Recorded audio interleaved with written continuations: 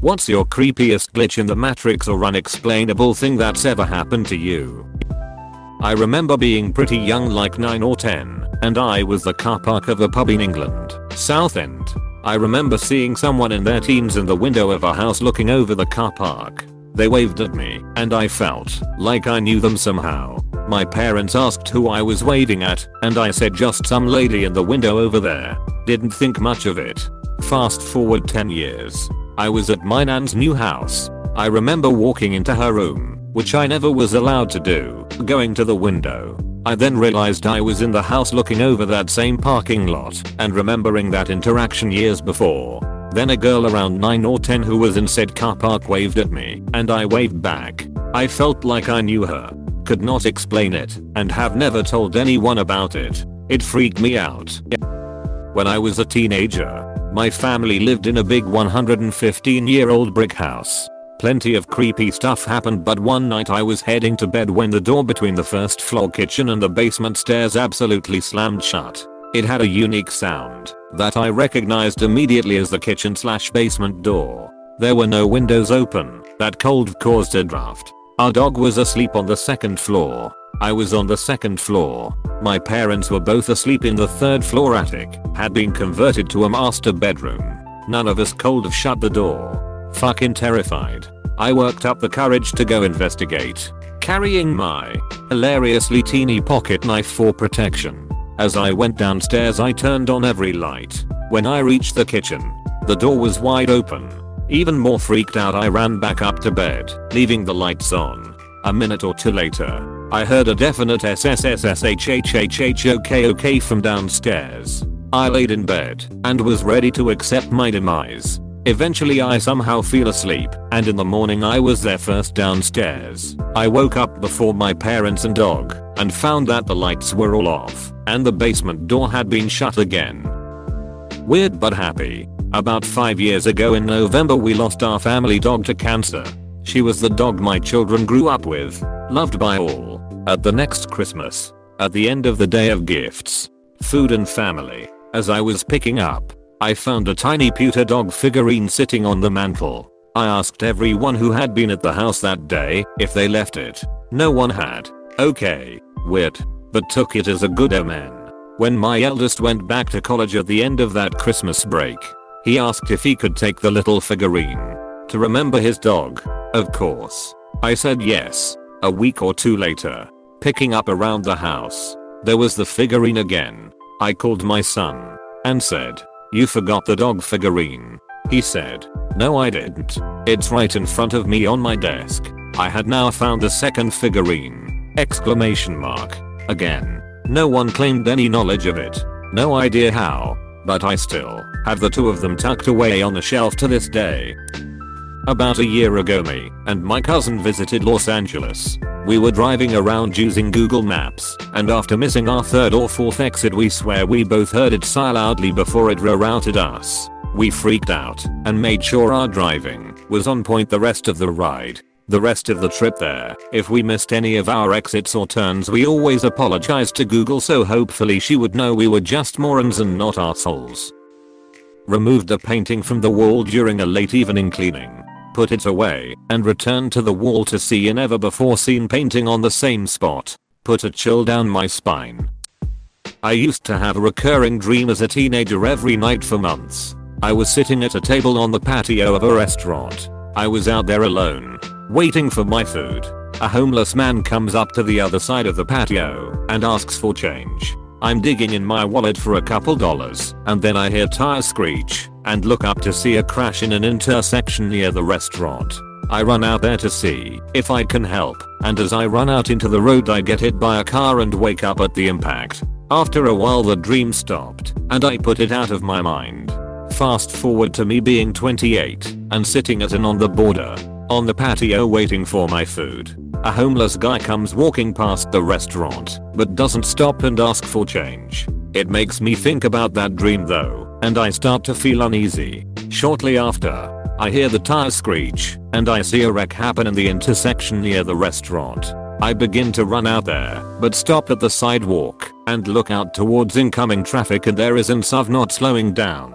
She was on her phone. and blew through the intersection completely unaware of what had just happened. Ran out and checked on the people. Everyone was fine. I won't say that this was creepy, but it's definitely one of the most quaintly surreal things I've ever experienced. So, back in 2016, I was injured at work, and for about 6 months my life consisted of going to physical therapy and being confined to bed until I could walk again. With that in mind, I had a lot of time to read books. One of the books that I was reading was Ex-Heroes by Peter Clines. Now I don't know about anyone else, but when I read a book I like to cast the characters in my head, coming up with how they look. One of the minor characters in this book was named Elijah Ann, because I know someone named Elijah, and because the book is set in Los Angeles where I live. The Elijah in the book became the Elijah that I knew in my imagination. But then, something strange started to happen. The Elijah in the book made specific references to movies like Aliens, a movie which the Elijah I know is a huge fan of. The Elijah in the book was a big fan of firearms, as the Elijah that I know is. Put into words, these details seem slim, but there was something so strange about the character in this book that I eventually reached out to the Elijah that I knew to ask about it. Turns out that Elijah knows the author, Peter Clines, who had put him in the book. What are the odds that I would choose to buy a random book with a story that takes place essentially on my street in Los Angeles and features someone I know in real life as a minor character? That blew my mind, and it's easily one of the most surreal experiences I've had. I've told this story before. 3 years ago my childhood dog died very suddenly and unexpectedly. She was sick for a few days, but turned it around and got better before dying very quickly and painfully in my dad's arms. I live out of state, so I wasn't able to be there for any of it. It's a 6-hour drive, and I felt very guilty about her passing without me there. I had a very deep connection to her, and she had been my best friend for 12 years. I was devastated by her death. I couldn't work or eat or do much of anything. I was constantly bursting into tears. It was just awful. My heart just ached, and I found myself apologizing to her for not being there.